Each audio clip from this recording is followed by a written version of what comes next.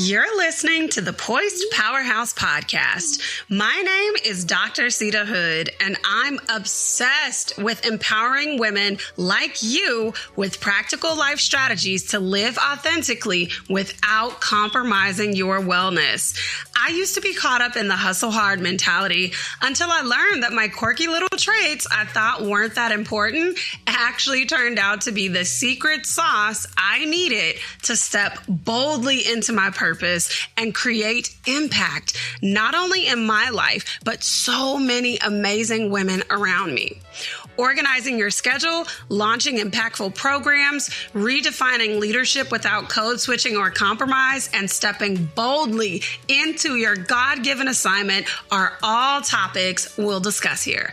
Think of this podcast as that Sunday brunch with your girls that feels so therapeutic you can't wait to get to it.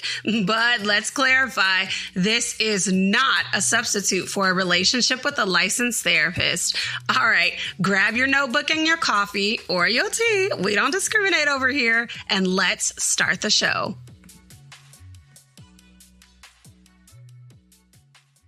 Welcome back for another episode of the Poised Powerhouse Podcast. I am your host, Dr. Sita Hood, vision architect and licensed therapist. What is in your mug today? What's in your mug today? What's in your mug today? Partially gone from my mug, or my glass rather, is a latte. It's just a vanilla latte, but I made it with the Starbucks Nespresso pod, the blonde roast, and added some of that Chobani oat milk and the Silk oat milk creamer and the Torani vanilla syrup. There you go. A whole vanilla latte recipe. Boom, boom, boom. How I am feeling. Well, what's interesting is the evolution of this segment, right? Like, I think the coffee got a lot more bougie in comparison to how we started the show off, And I feel that growth, right? Like, you know how you feel yourself growing? Like your body is sore, but you can see the growth and you can see that it's really good for you. So if I had to label the emotion that flows with that, I think that I would label it contentment with my current season. I have a sense of peace in spite of the unknown, and dare I say, the curse word for ambitious women, surrender. I have surrendered to the season. So that's where I am at. Let's jump right into today's topic. We are talking about 5 ways that busy women practice holistic wellness. My definition of holistic wellness is around the 4D concept. So when we talk about wellness, I want to be abundantly clear in what I mean, okay? Because I know that wellness, self-care, holistic, all of those things are buzzwords right now. But we have a very specific meaning over here around these parts. Plus, we like to define words. So holistic wellness, according to Oxford Languages, means characterized by the belief that parts of something are interconnected and can be explained only by reference to the whole. I know, it was a lot. But if we put this in context of us as human beings, it means that wellness goes far beyond a single self-care act of like a bubble bath or a massage. Although those things count too, holistic wellness factors in your interconnected parts. And I define this with my clients as the 4D concept, which says that wellness and productivity can be viewed in 4 primary domains: mental, spiritual, physical, and financial. That means that you are not just being lazy when you have to take a 30-minute rest when you leave the gym instead of jumping into the rest of the evening activities, okay? Like, you just be needing that break, right? I don't know if y'all seen that meme that's like, more and more as I get older, I understand why my parents took a second in the car. Yeah. You're not being lazy. You're preparing yourself mentally and physically. So holistic wellness essentially considers every aspect of you, the interconnected items of you, your character traits, your personality, all the things that you need. So it considers every aspect both as individual parts and as a whole human being. So that means we've got to nourish our bodies, our minds, and our souls. We have got to be able to pour into all four of those categories regularly in order to function at our highest capacity. And the thing is, God wants this for you too. That's the reality. Like, He really actually created us to flourish, to live abundantly, and He never intended for us to be bogged down by stressful life stuff and so bogged down that we forget to care for ourselves. Even if we look at the reflection of the Garden of Eden, everything was laid out perfectly, right? All Adam and Eve had to do was very small, specific things, but it wasn't overwhelming. It wasn't this busyness. It didn't take over them as human beings. So God wants this for you too. He wants holistic wellness for you. With that being said, I'm going to give you 5 ways that busy women practice holistic wellness. I'm going to introduce to you the fabulous 5. Hey, aren't you tired of running around like a chicken with your head cut off? How many times have you promised to do better with your wellness routines only to let life get on top of you again? I want to invite you to pause and pour by downloading my app, The Lavish Haven, your sanctuary for cultivating daily wellness. It's completely free to use. You'll start with our pause and pour quiz and then access our signature daily and weekly wellness trackers, mood playlists, elevated emotions collections, scripture-based guided audios, and so much more. Hit the link below to start today. Busy women get high quality sleep. They just do, they get high quality sleep, okay? Sleep is their priority. Why?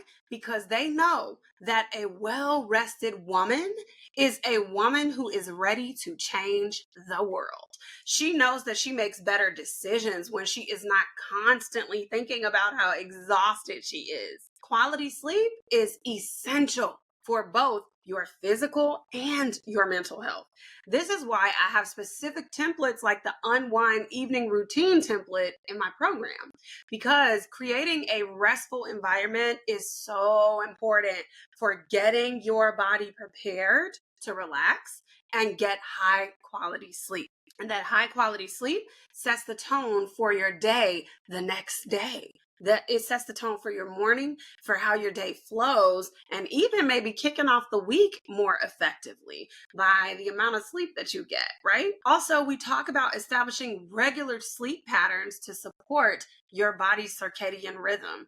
Now, I know some of us like to sleep in on the weekends or, stay up a little bit later. I myself can be guilty of that sometimes, but I try my best to keep my body on the same rhythm, even on the weekends. I did not always used to do this. So this is like more of a recent development as I've grown more intentional about paying attention to my sleep and how sleep weighs in on your health. So just a quick note there. You have to take your sleep very seriously. Busy women simplify their schedules. A client was talking with me yesterday about managing her busy schedule and the chaos that's been added to this season of her life. And in 20 minutes, we were able to simplify her schedule just by breaking things down. And I know you hear this all the time, but maybe you actually struggle with putting it into action of how to break down larger tasks into micro tasks so that you can get things done. The tricky part for most people is likely knowing what tasks specifically need to be broken down. And that involves like knowing what each task actually means, right? Because we can say, oh, I'm going to do laundry. Sure, that sounds really simple, but let's keep it a hundo. If you're doing your child's laundry, yeah, you probably have to sort through the toys that are in the laundry basket. You probably have to walk around the room and hunt for some clothes a little bit, maybe even parts of the house, and hunt for all the clothes. Then once you've done that, you have to separate the clothes, lights, whites, darks, and then you toss one load in the machine and, cool, that's going. And then once that's done, you throw that in the dryer and bring the next load. So there are parts to all of this, and it's not just necessarily a simple act. And laundry is like one of those things where it is simple, yet it has so many smaller parts that go along with it. And so I think most people don't consider all the parts that come with the simple task of doing laundry. Another example of something that has grown in the way that it's produced is actually this podcast. It was easier to get the podcast recorded, done, uploaded, and scheduled when I was only recording audio. But honey, once we made it a permanent video podcast, okay, that increased the production requirements. And so how I break that down is a mixture of all of these strategies for simplifying your schedule that I'm going to be sharing with you. And I'll share that example in a few minutes. You can and you should use time blocking to manage very specific tasks. For example, if you know that there's always something that you need to do before your weekly staff meeting, then you should probably create a permanent meeting on your calendar that's maybe like 30 to 60 minutes before the meeting, just so that you can get things done. This way, when people look at your schedule, then they will know that you're in a meeting or you're busy during that time, and they won't disturb you. And you only work on the designated tasks during that time. One of my favorite things to do as well when it comes to simplifying your schedule is to choose theme days. So going back to the podcast, it would be really nice to do everything all in one day, super quick, but my life is not set up like that. At least not right now. So here is the new production schedule that simplifies things in my life, breaks tasks down into smaller bite-sized pieces, and uses theme days. And I know some people are like, oh my gosh, I don't want to work on these things multiple days. I get it, but hear me out. It's really stressful trying to cram it all in at once. So here's what I do. Tuesdays, I choose the content topic for the next episode. Wednesdays, I do a brain dump of the primary points of the topic. Saturday, I fill in a detailed outline, aka the podcast script. And then Monday, I record the actual episode and send it off to my editor. So it's a couple of parts that's broken down because the way that my day is set up, I don't have time to do the research and all of that in one sitting, because I like to give you guys a high quality podcast episode. I like to give you stuff that is backed by research and also my professional and personal expertise. And that takes time to pull out, right? Because if we are doing a full investment, as we do everything over here, authentically and with our whole self, we can't just give you crap. So that takes breaking things down into smaller chunks to make it happen. Okay. Rest increases productivity. Rest increases productivity. Rest increases productivity. Okay. I've said it before. I'll say it again. I'm going to drill it in your head. You need to rest. Resting feels counterintuitive, but it is a valuable asset. Busy women build in periods of rest in their daily life and regularly throughout the year. They have to do this or they will burn out. That one woman that you admire who does so many things, I guarantee she rests, and she rests well when she does it. She would not be able to do everything that she does without resting. Regular breaks, they help you to maintain your productivity levels and help to reduce your stress. You get a physical and mental reset that helps to boost your creativity and your stamina when you sit your butt back and you rest.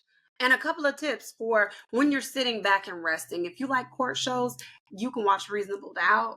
If you like heartwarming shows, you can watch Unprisoned. Just go ahead, girl. Lay back, ease into it. Let your brain reset. Just a little relaxation. A little relaxation ain't never hurt nobody. You hear me? Come on. And if you haven't quite found that perfect time to build in breaks or rest, I want you to start experimenting with breaks in your day. Experiment with different times of the year, different activities to try to figure out what is most effective for you.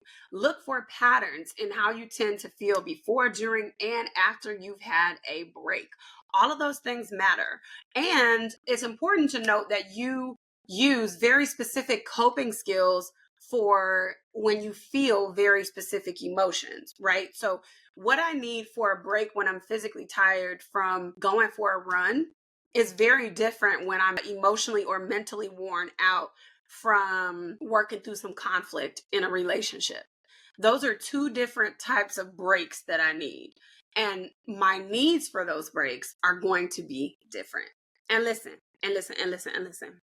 On these breaks, on these breaks that you decide to take, please do something that you enjoy. Please, but please just do something you enjoy.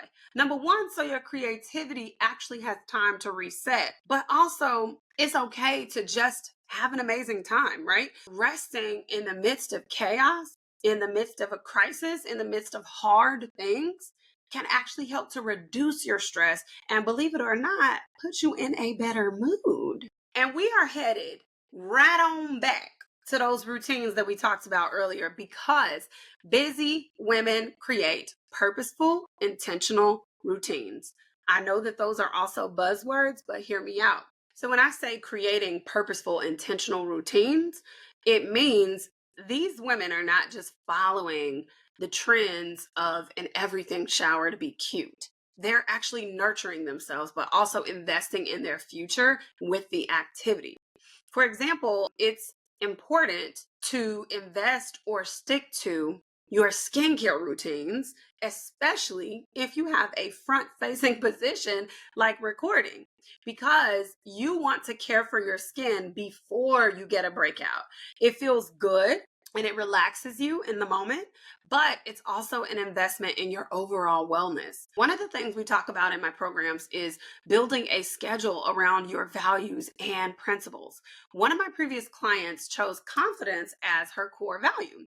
And so if we take her example, a key contributor to your confidence is most likely going to be your skin, what your face looks like, what is the initial appearance when people meet you. Therefore, carving out time for skincare is an intentional, purposeful life move that aligns both with her goals, but also with what she needs in the moment. It's not just another thing to do because you saw all the girlies taking everything showers on TikTok. And that intentionality is why you will spend the time doing your 4-step skincare routine, even when you're exhausted, because you're not doing it for the TikTok girlies. You're doing it as an investment. You're doing it because it aligns with your values. Quiet time is another example of this. Quiet time soothes your nervous system and it eases you into the day and it helps keep your mind focused on your long-term goals. I can definitely tell the difference in the way that I handle stress when I've had quiet time in the morning with Jesus, just me and him, when I done had some solid worship, when I done read the Bible and been encouraged. Like, there's a difference between the doctorhood that shows up after that and the doctorhood that shows up when I haven't had that. Which is not to say that the front facing, the people who get me are gonna be like, oh my gosh, blah, blah, blah. Like, y'all can't tell the difference. I could tell a difference because it's a difference in how I feel when I have versus have not had my quiet time.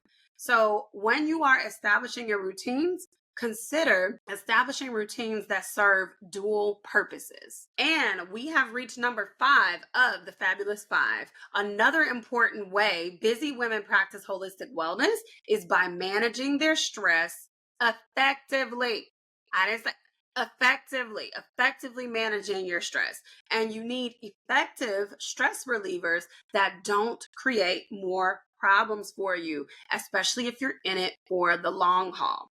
Emotional regulation is so important. I want you to pause for a minute and I want you to tell me how you currently manage stress. If you want to leave it in the comments, feel free to do so. If you want to tag me on social media, feel free to do so. Is the way that you currently manage your stress, is it positively or negatively contributing to your future? Pause, consider the answer, and be honest. Ain't nobody judging you. Won't judge over here. We ain't doing that. We ain't doing that. No shame. You are the only person who can answer this question.